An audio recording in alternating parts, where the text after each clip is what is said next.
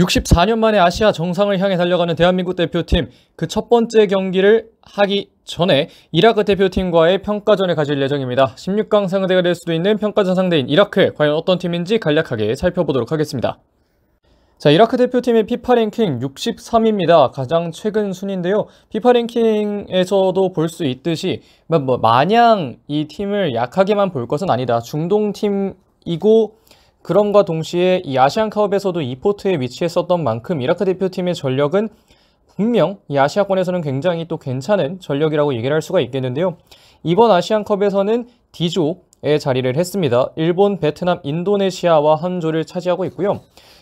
이제 우리 대표팀과의 경기는 가상의 일본 정도로 상정을 하고 저희와 경기를 한다고 생각을 하시면 될 것 같습니다. 이 2023년 아시안컵인 이유는 1년 미뤄져서 그렇다는 거 다들 알고 계실 거라고 생각을 하고요. 2023년에는 13경기 동안 9승 1무 3패 엄청난 성적 올려주면서 2023 걸프컵 우승을 차지했고 월드컵 최종 예선 2차 예선 현재 조 1위를 차지하고 있는 상태입니다. 분명 좋은 평가전 상대이지만 다만 16강에서 만나게 된다면 약간은 문제가 생길 수도 있는 상대인데요. 하지만 이라크 대표팀은 평가전 상대로는 굉장히 적절한 상대라고 얘기를 할 수 있을 것 같습니다. 자, 이런 이라크 대표팀의 대한민국 대표팀과의 전적은 대한민국 대표팀이 8승 12무 2패, 그래도 어느 정도 앞서 있습니다. 무승부가 좀 많은 게 흠이긴 하지만 그래도 승리가 패보다는 훨씬 더 많고요. 지난 경기는 2021년 월드컵 최종 예선 이 3대 0으로 이제 경기를 했었던 그 경기입니다. 이재성, 손흥민, 그리고 자구영, 이 선수들이 이제 카타르에서 벌어졌던 경기로 기억을 하는데, 그 경기에서 이제 손흥민 선수의 페널티킥골, 그리고 자구영, 이 작은 정우영 선수가 손흥민 선수가 데뷔골을 넣었던 그 경기장에서 또 골을 넣는 그런 모습 보여주면서 굉장히 또 스토리 있는 경기가 됐었던 경기로 많은 분들이 기억을 하시고 있을 텐데, 이날 베스트 11에서 이제 현재 대표팀 명단에 든 선수는 김승규, 김민재, 김진수, 황인범, 이재성, 그리고 공격수 3톱 전원입니다. 이 경기 이후 벤투호는 이제 조 2위로 월드컵 최종 예선에서 진출하면서 본선에 진출하는 데 성공을 했고, 월드컵 16강이라는 좋은 성과를 만들어내면서 이때의 흐름이 굉장히 또 나쁘지 않았다는 걸 많은 분들이 기억을 하고 있을 거라고 생각을 합니다. 자, 이라크 대표팀의 감독은 헤수스 카사스 감독입니다. 2022년 11월 5일에 부임한 헤수스 카사스 감독은 부임 이후 이 작년 성적과 똑같죠. 13경기 동안 9승 1무 3패.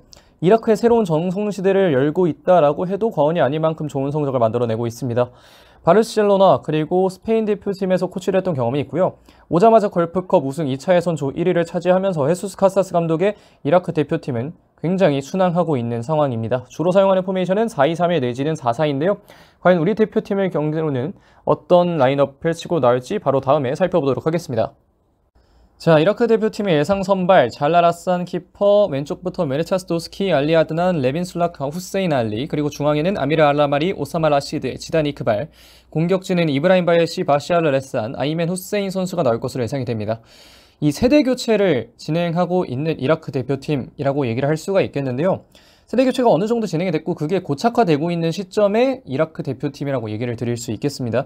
그렇기 때문에 이 모습이 과연 어떻게 우리 대표팀과의 경기에서 벌어질 수 있을지가 좀 궁금해지는데요.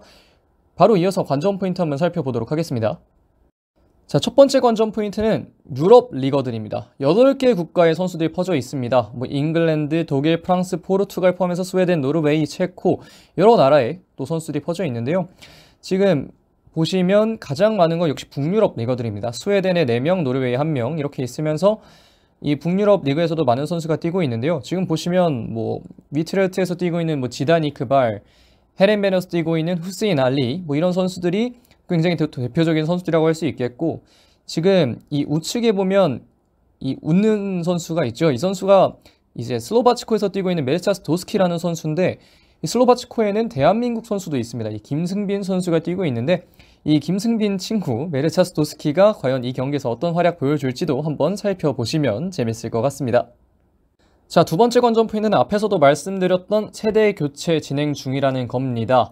왼쪽에는 알리 아드난 선수가 보이고 오른쪽엔 지단 이크발 선수가 보이죠. 이 9세대의 이라크, 9세대보기에는 베테랑 중 가장 대표적인 선수인 알리 아드난, 그리고 이 이라크의 굉장한 유망주 지단 이크발, 이 두 명의 선수를 좀 대표적으로 표현을 할 수가 있겠는데, 지난 맞대결 기준으로 하면 베스트 11이 24.7세에서 제가 예상한 기준으로 26.5세가 됐습니다. 2년이 지났고 2살 차이가 난다는 건 세대교체 주축들이 중심화되고 있다. 그리고 헤수스 카사스 감독의 역할이 최근 보면 이 베테랑과 어린 자원들의 적절한 매치를 잘 수행하고 있거든요. 새로운 어린 자원들도 기용하면서 베테랑들과 함께 경험을 쌓을 수 있도록 하는 이 모습이 이 헤수스 카사스 감독이 이끌고 있는 이라크 대표팀이 세대 교체 과정에서 상당히 성공적인 진행을 하고 있다는 걸 확인할 수 있는 점이라고 할 수 있겠습니다. 이 중심이 되는 건 역시 어린 해외파들인데요. 이 03년생 지단 이크발, 후세인 알리 이런 선수들도 있지만 이번에 새롭게 명단에 들어온 선수가 이 몬타데르 마제드 선수입니다. 이 선수는 05년생의 함마르비에서 뛰고 있는 선수인데 이 선수처럼 이 유망한 선수들을 다수 발탁했기 때문에 이라크 대표팀의 전력은 예상 가능하면서도 불가능한 상황이다라고 얘기를 드릴 수 있을 것 같습니다. 자, 마지막 관전 포인트는 혼혈 그리고 이민 2세 선수들입니다. 정확히 절반의 선수들이 이중 국적을 가지고 있습니다. 26명 중 총 13명이 이제 이중 국적을 가지고 있는 선수들인데 이 중 연령별 대표팀을 유럽에서 뛴 선수들도 상당히 많습니다. 덴마크, 스웨덴, 독일, 네덜란드, 프랑스 이들의 재능도 연령별 대표팀 시절 국가대표에 갔을 정도로 꽤나 남달랐던 선수들이라는 점, 그리고 이런 것들이 함께하면서 이라크의 전통적인 색깔에서 조금은 변화가 있을 수 있다는 점, 이런 점들은 이라크 대표팀의 전력을 더욱 기대하게 만드는 점들인데요. 지금 보시면 유세프 아민, 오사마 라시드, 몬타데르 라제드 선수 이런 여러 선수들이 이 유럽에서 연령별 대표팀을 겪었던 만큼 그 축구와 이라크의 플레이 스타일이 합쳐지면서 조금 더 달라진 이 플레이 스타일, 그리고 새로운 선수들 이에 적응하지 못하면 이라크 대표팀과의 경기는 오히려 어려운 경기가 될 수도 있다는 점을 꼭 클린스만 호가 알아야 한다고 얘기를 드릴 수 있을 것 같습니다.